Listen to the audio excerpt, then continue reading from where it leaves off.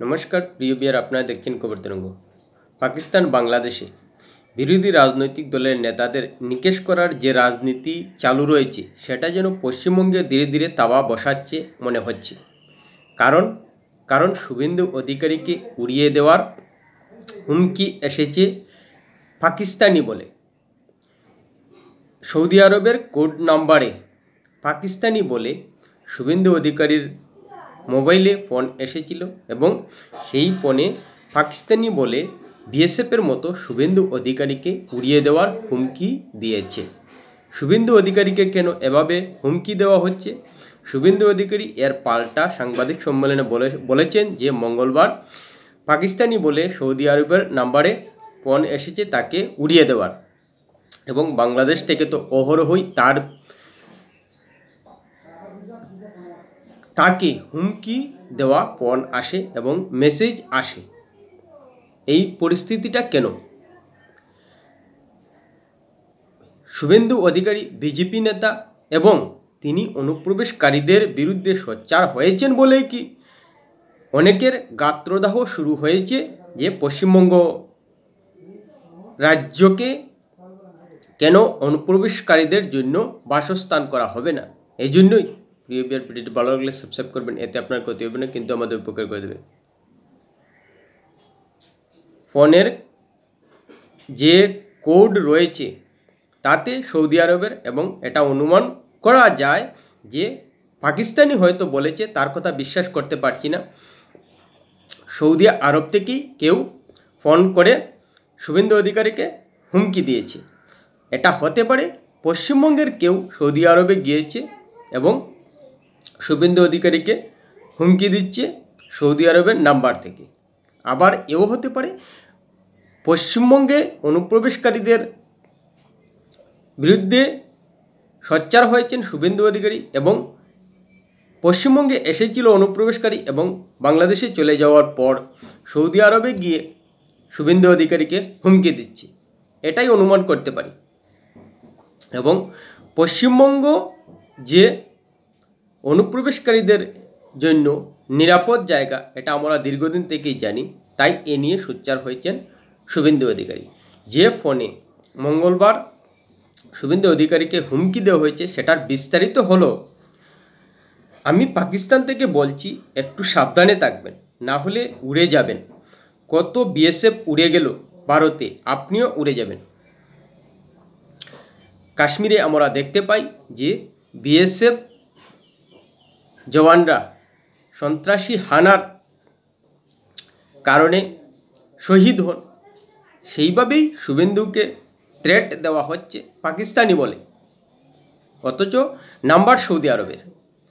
তাই এখানে রহস্যটা রয়ে গেছে, কিন্তু আমরা ধরতেই পারি ইন্টারন্যাশনাল নাম্বার ব্যবহার করে রোমিংয়ে হতে পারে, কিন্তু এটাও হতে পারে যে সৌদি আরবে গিয়ে হুমকি দিচ্ছে হয় পশ্চিমবঙ্গের মানুষ, না হয় বাংলাদেশের অবৈধ অনুপ্রবেশকারী পশ্চিমবঙ্গ থেকে তারা গিয়ে বাংলাদেশে গিয়ে তারপর সৌদি আরবে গিয়ে এই ধরনের হুমকি দিচ্ছে। আর পাকিস্তান থেকে বিএসএফকে উড়ানোর কথাটা যুক্তিগ্রাহ্য হবে বলেই পাকিস্তান থেকে বলেছে, যেটা বাংলাদেশ থেকে বললে যুক্তিগ্রাহ্য হতো না। বুঝুন, বাংলাদেশের পরিস্থিতি পশ্চিমবঙ্গ তৈরি করতে চাইছে এক শ্রেণীর মানুষ। বিজেপি তো আসামেও রাজত্ব করছে, ত্রিপুরায়ও রাজত্ব করছে, মেঘালয়েও বিজেপি আছে, মণিপুরেও আছে। এইসব রাজ্যগুলিতে তো বিজেপি নেতারা এভাবে হুমকি পাচ্ছেন না, বা ভারতের অন্যান্য রাজ্যের বিজেপি নেতারা তো এভাবে হুমকি পাচ্ছেন না। তাহলে পশ্চিমবঙ্গের শুভেন্দু অধিকারী কেন এভাবে বাংলাদেশ থেকে হুমকি পান, পাকিস্তান থেকে হুমকি পাচ্ছেন, এবং বিএসএফকে যেভাবে উড়ানো হয় সেভাবে শুভেন্দু অধিকারী উড়ানোর হুমকি দিচ্ছে, প্রাণনাশের হুমকি দিচ্ছে? কেন? শুভেন্দু অধিকারীর দোষটা কোথায়? অনুপ্রবেশকারীদের বিরুদ্ধে সোচ্চার হয়েছেন, অবৈধ অনুপ্রবেশকারীদের বিরুদ্ধে সোচ্চার হয়েছেন, এজন্য রাগ হচ্ছে। কেন অনুপ্রবেশকারীদের শুভেন্দু অধিকারী প্রশ্রয় দেবেন। বাংলাদেশ আলাদা একটা রাষ্ট্র হয়েছে ধর্মের দোহাই দিয়ে পশ্চিমবঙ্গ থেকে বড় ভূমির ক্ষেত্রে। তাহলে নিজেরা রাষ্ট্র তৈরি করার পরও শান্তিতে থাকতে পারছেন না কেন? একটা ছোট রাজ্য বাংলাদেশ থেকে পশ্চিমবঙ্গে আসছেন কেন? পশ্চিমবঙ্গের মানুষ তো বাংলাদেশে যায় না, তাহলে বাংলাদেশের মানুষের এত প্রয়োজন পড়ছে কেন পশ্চিমবঙ্গে আসার? নাকি যেভাবে অবৈধ অনুপ্রবেশকারীদের বিরুদ্ধে সোচ্চার হয়েছেন শুভেন্দু অধিকারী, পশ্চিমবঙ্গেরই কিছু মানুষের গাত্রদাহ হচ্ছে যে কেন অবৈধ অনুপ্রবেশকারীদের বিরুদ্ধে সোচ্চার হয়েছেন শুভেন্দু অধিকারী? আর তো কোনো কারণ দেখতে পাচ্ছি না শুভেন্দু অধিকারীকে হুমকি দেওয়ার ক্ষেত্রে। ভারতের পশ্চিমবঙ্গের রাষ্ট্রবাদী মুসলিম যারা, তাদের পক্ষে কথা বলেন শুভেন্দু অধিকারী, তাদের বিরুদ্ধে তো কথা বলেন না। অবৈধ অনুপ্রবেশকারীদের নিয়ে সোচ্চার হয়েছেন শুভেন্দু অধিকারী, হচ্ছেন।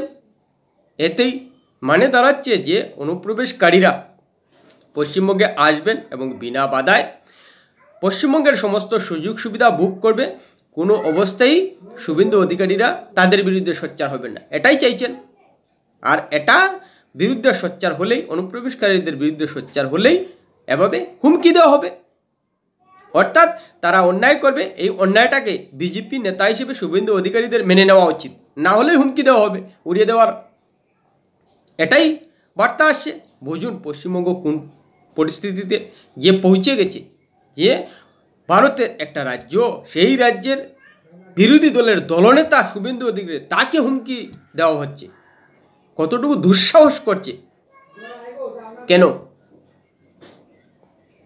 শুভেন্দু অধিকারীকে নিয়ে এত জ্বালা কেন? শুভেন্দু অধিকারী তো অন্যায় পথ ধরেননি, ভারতীয়দের বিরুদ্ধে কথা বলেননি, অনুপ্রবেশকারীদের বিরুদ্ধে কথা বলছেন, সেটা নরেন্দ্র মোদীও বলছেন। নিজেরা যখন দেশ ভাগ করে নিয়েছেন, আপনারা নিজেদের মতো থাকুন না। ভারত তো আপনাদের সঙ্গে লাগতে যায়নি, অভ্যন্তর হস্তক্ষেপ করতে যায়নি, তাহলে কেন ভারতে আসছেন? ভারতের একটা রাজ্য পশ্চিমবঙ্গে আসছেন কেন?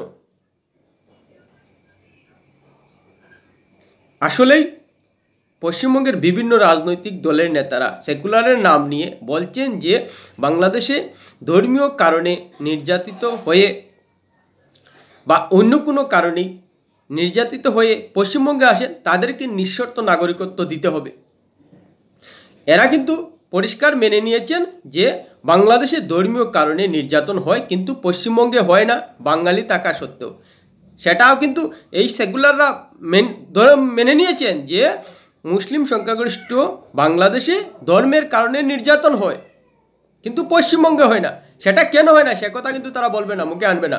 এবং বাংলাদেশে রাজনীতির নামে নির্যাতন হয়, সেটাও কিন্তু তারা মেনে নিয়েছে, কিন্তু পশ্চিমবঙ্গে রাজনীতির কারণে নির্যাতন হয় না। এবং কেন হয় না সেটা কিন্তু তারা বলবেন না। আর এদের এই ধরনের মানসিকতার কারণেই বাংলাদেশের অবৈধ অনুপ্রবেশকারীরা একেবারে যেন মামার বাড়ির আবদার পেয়ে বসেছে যে পশ্চিমবঙ্গে এলে তাদেরকে থাকতেই দিতে হবে।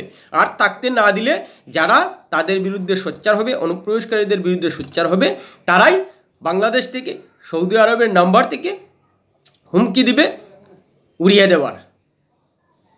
এটা কি করে সাহস পাচ্ছে? নিশ্চিতভাবেই পশ্চিমবঙ্গের রাজনৈতিক পরিবেশ এমন একটা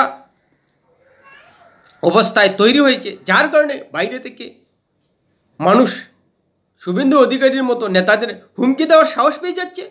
হ্যাঁ, এটা এখন থেকে কিন্তু সতর্ক হওয়া উচিত পশ্চিমবঙ্গের মানুষকে, কারণ রাজনৈতিক বিষ বাষ্প কিন্তু পশ্চিমবঙ্গে খুব মাত্রাচাড়া দিয়েছে। না হলে ভারতের অন্যান্য রাজ্যের বিজেপি নেতাই হোক বা অন্য কোনো রাজনৈতিক দলের নেতাদেরই হোক, তারা কিন্তু সেভাবে হুমকি পাচ্ছে না। তাহলে পশ্চিমবঙ্গের বিজেপি নেতা, বিরোধী দলনেতা শুভেন্দু অধিকারী কেন হুমকি পাচ্ছেন? কেন এত গাত্রদাহ হচ্ছে? কোথায়? শুভেন্দু অধিকারী তো বলেননি যে পশ্চিমবঙ্গের মানুষ বাংলাদেশে গেলে তাদেরকে আশ্রয় দিতে হবে। একতার জন্য তো সোচ্চার হচ্ছেননি। নিজের রাজ্যকে রক্ষা করতে তিনি অনুপ্রবেশকারীদের বিরুদ্ধে সোচ্চার হয়েছেন, সে অধিকার কি তার নেই? তাহলে রাষ্ট্র কি জন্য তৈরি হলো?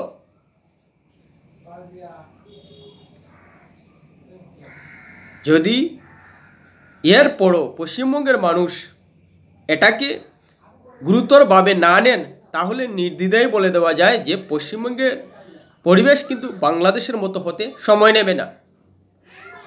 রাজনৈতিক হানাহানি, হিংসা এবং বিরোধী রাজনৈতিক নেতাদের প্রতিশোধমূলক রাজনীতি অহরহ দেখতে পাওয়া যাবে। তাই বর্তমান যে সরকার রয়েছে সেই সরকারের আমলে যে পশ্চিমবঙ্গের রাজনীতির পরিবেশ ঠিকঠাক নেই, এভাবে বাইরে থেকে বিজেপি নেতাদের হুমকির মাধ্যমে বিষয়টা কিন্তু পরিষ্কার হয়ে গেছে। প্রিয় বিআরপি ভালো লাগলে লাইক শেয়ার কমেন্ট করবেন।